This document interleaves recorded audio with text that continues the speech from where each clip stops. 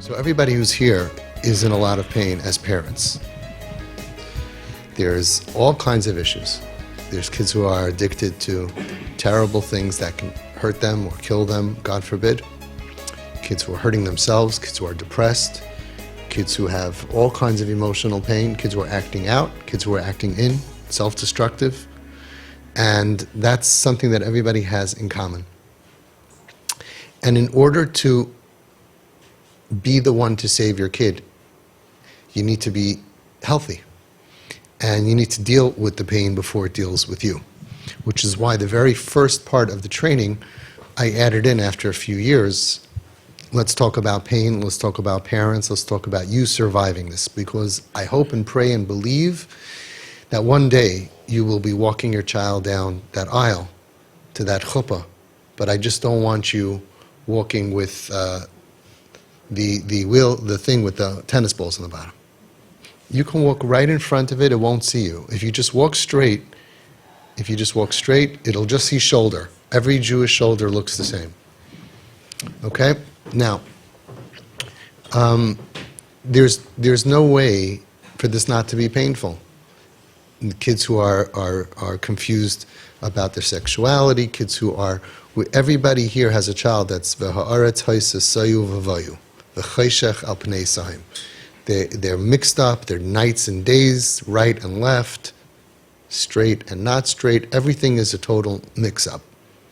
Most of the time, it's the result of a childhood abuse or childhood trauma, which does all these things. And very few other things really can do this amount of damage to a human being. We don't have flourishing, happy kids who are just choosing different paths that they find will give them fulfillment. We have kids who are suffering. And the greatest pain of a parent is to watch your kids suffer. In a way, the parents in TP have more pain than probably all the other parents. Because when you have hatred or anger and frustration and you're yelling and you're angry and in a way it deflects what's really happening. When we move all that out of the way and we have tremendous amount of understanding of what our children are going through, and we see their pain, and then they become more open with us about their pain, and we see Nebuch, mamish, a dysfunctional human being.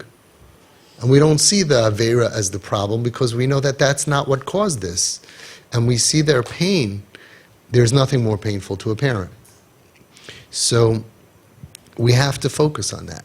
That this is not something that's going away in a week or two. Hashem should help, but we have to be realistic. This could take years. So what are you going to do to be able to survive this really difficult situation that Hashem has given you? Now, one of the things that's very helpful is being in a group. You're in a group and you see other people and there are leaders in the group who sometimes have bigger problems, and you see them smile and deal. Some people have multiple kips and you see, wow, they're functioning, and it gives CHIZUK. Tzaris Rabbim Chatzi Nechama. So right away, just being in a Rabbim, in a Tzibur, instead of being alone somewhere, you're part of a group. Going to the Shabbatons, these beautiful, amazing events made by the TP parents, for TP parents and other parents, is extremely healing. People say months, you walk with your head high, because you see that you didn't do anything wrong.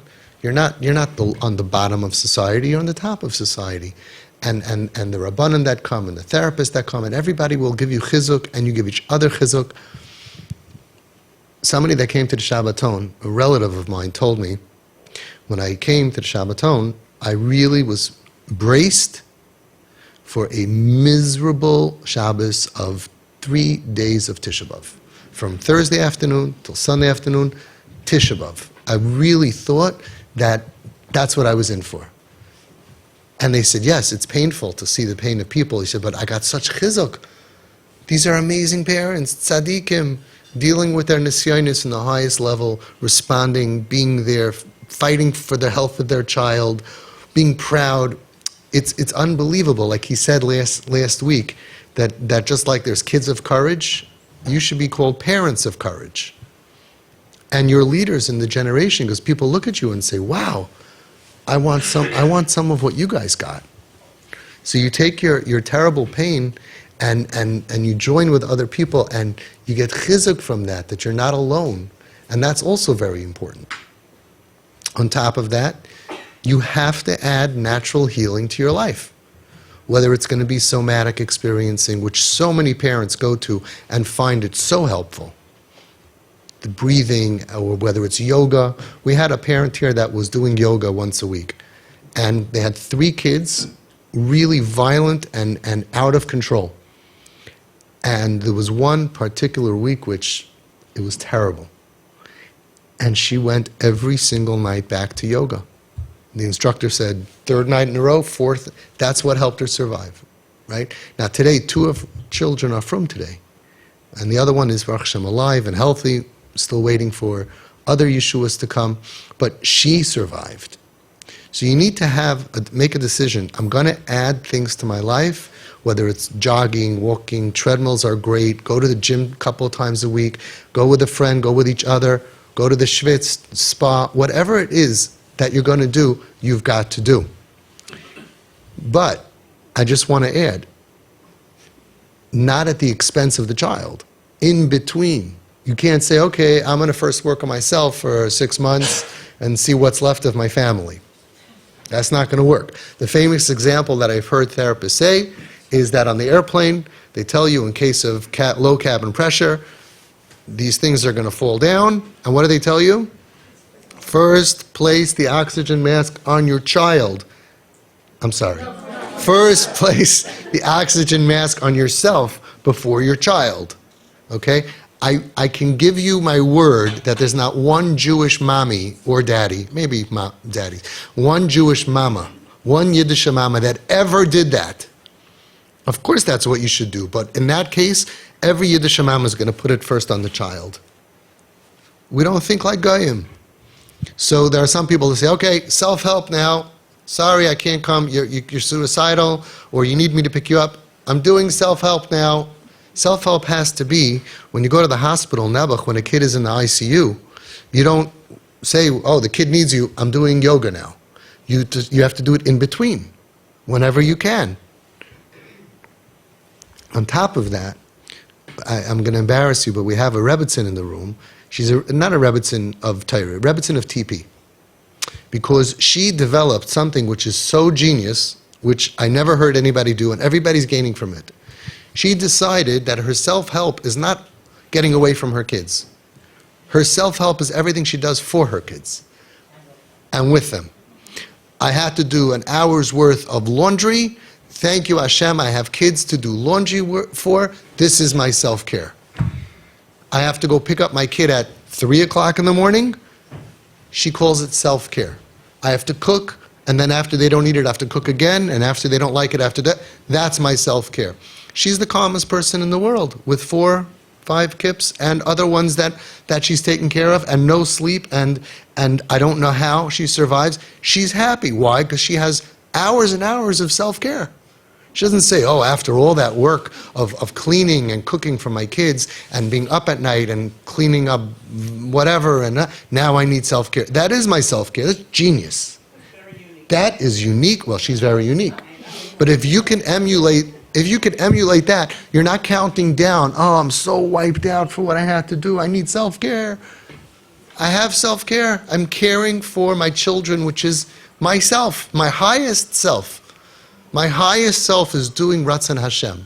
The reason I'm here is to take care of my children in the hospital. And if it's 1, it's 1, and if it's 5, it's 5. But that's my highest sense of self. It's my sense of duty.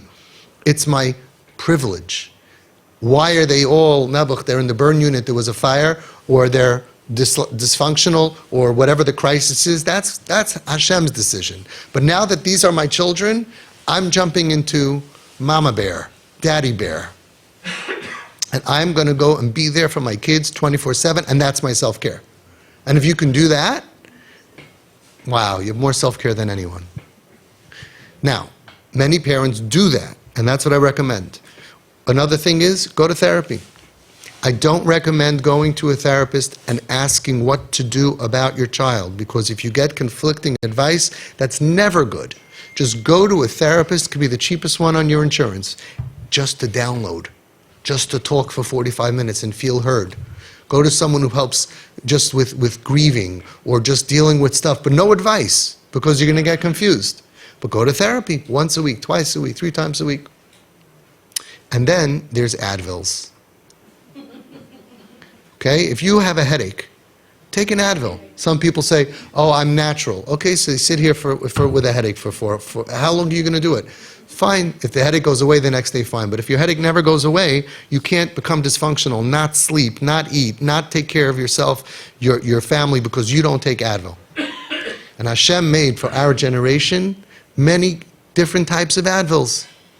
If you're not sleeping at night, you're going to die. You're going to be old by the time you're tomorrow. You can't function if you don't sleep. Take a little pill to help you fall asleep. We're not talking about horse tranquilizers. We're talking about a little something to help you. If you can't get out of bed in the morning, you're going through a crisis. You're entitled to feel, it's superhuman. You can't. So you take a little pill. Don't be embarrassed.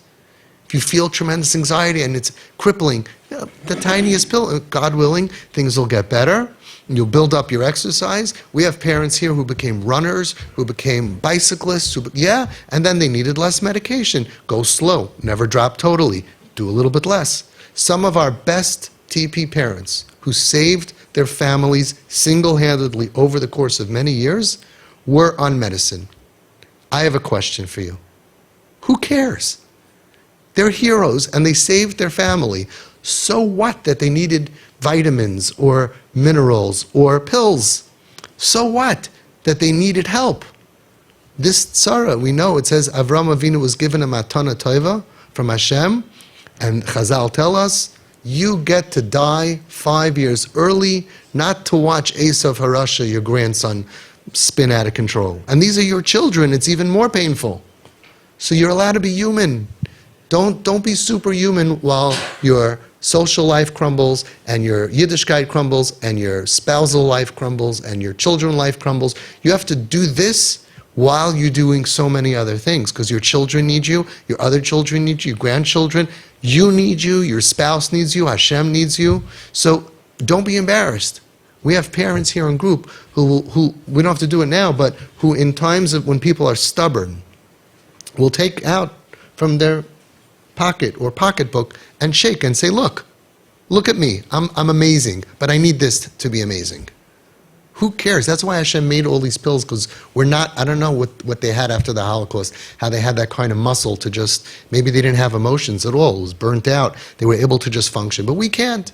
How do you know you can't? Because you're not. You have to be able to go to the gym and have happiness in your life, and you have to spend time with your friends, and you have to go out, and you have to laugh, and you have to have life while you at the same time are there for your children with sympathy, empathy, and 24/7 being there when they need it. But a lot of our kids do us a big favor. They wake up at 4 p.m. Why do you think they're doing that? They're giving you time to clean the house, to cook for the week, to go out for lunch with your friends, and then at 4 p.m. you start kip duty until 4 a.m.